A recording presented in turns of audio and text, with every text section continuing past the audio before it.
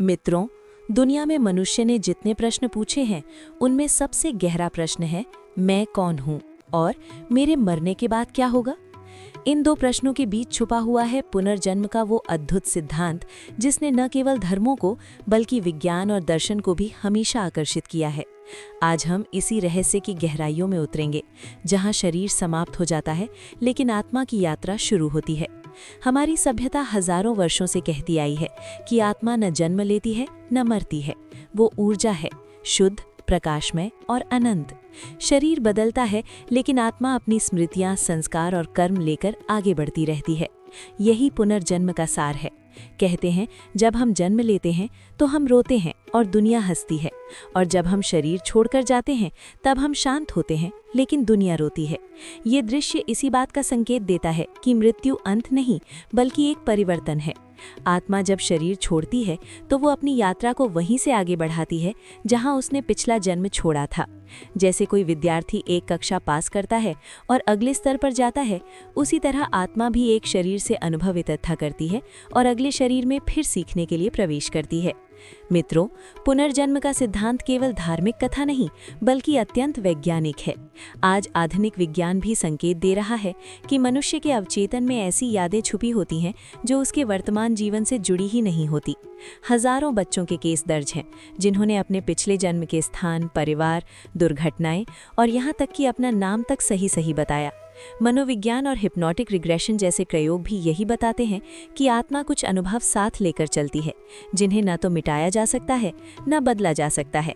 आयुर्वेद और योग कहते हैं कि आत्मा शरीर के मरते ही तुरंत नया जन्म नहीं लेती। सबसे पहले वो एक सूक्ष्म अवस्था में जाती है जहां उसे अपने पूरे जीवन का दर्पण दिखाया जाता है। हमने किनसे प्रेम किया, किसे कष्ट दिया, कौन से कार्य अधूरे छोड़े, हर एक कर्म का चिंतन आत्मा करती है।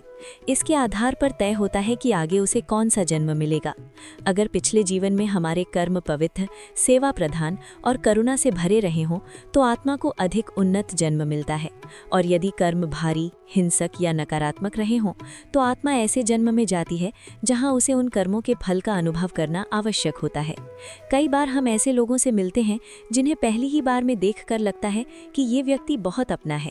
ऐसा क्यों होता है? क्योंकि आत्मा किसी भी भावना को भूलती नहीं, न प्रेम को, न कृतज्ञता को, न पीड़ा को।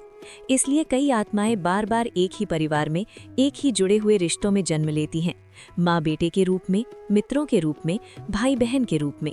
ये पुनर्मिलन संयोग नहीं बल्कि ऊर्जा का आकर्षण होता है। मित्रों, यदि आप ध्यान दें तो कुछ बच्चे जन्म से ही असाधारण कौशल लेकर आते हैं। कोई 3 साल का बच्चा पियानो बजा लेता है, कोई बच्ची जन्मजात गणित में प्रतिभाशाली होती है, कोई बिना सीखे ही योग या ध्यान में गहराई प्राप्त कर लेता है। ये हुनर कहाँ से आता है? हमारे शास्त्र कहते हैं कि ये पूर्व जन्म की स्मृतियाँ और संस्कार होते हैं। आत्मा के भीतर वो खजाना जमा रहता है और वो नए जन्म में भी सक्रिय हो जाता है। कर्म का सिद्धांत पुनर्जन्म की नींव है।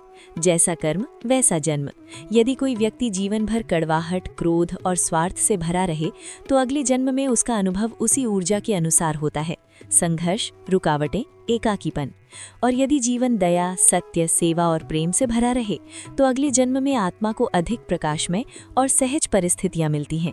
इसलिए जीवन का हर क्षण महत्वपूर्ण है, क्योंकि हम केवल वर्तमान जन्म नहीं जी रहे बल्कि अपने अगले जन्म का भी निर्माण कर रहे हैं। आत्मा जन्म क्यों लेती है? क्योंकि उसे अनुभव चाहिए, सीखने, बढ़ने और शुद्ध होने के लिए। हर जन्म आत्मा की एक कक्षा है। जब सभी कक्षाएं पूरी हो जाती हैं, जब आत्मा पूरी तरह निर्मल, निष्कलंक और पूर्ण हो जाती है, तब वो जन्म मृत्यु के चक्र से मुक्त होती है। इसे मोक्ष कहते हैं।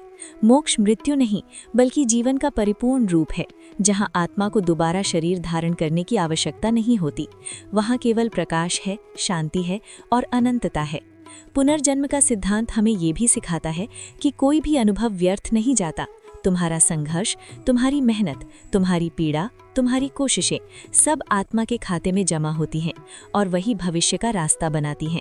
कभी कभी हम जीवन में अचानक बड़ी परीक्षाओं से गुजरते हैं, बीमारी, आर्थिक संकट, धोखा, कठिन परिस्थितियां, और हमें लगता है मेरे साथ ही क्यों? लेकिन पुनर्जन्म का सिद्धांत बताता है कि ये सब संयोग नहीं, आत्मा वही परिस्थितियां चुनती है जिनके माध्यम से उसकी सीख और विकास सबसे गहरा हो सके। मित्रों, पुनर्जन्म न डराने वाला विषय है, न केवल आध्यात्मिक, ये एक मार्गदर्शक सिद्धांत है जो हमें सजग, शांत और संतुलित बनाता है। इसका संदेश बहुत सरल है।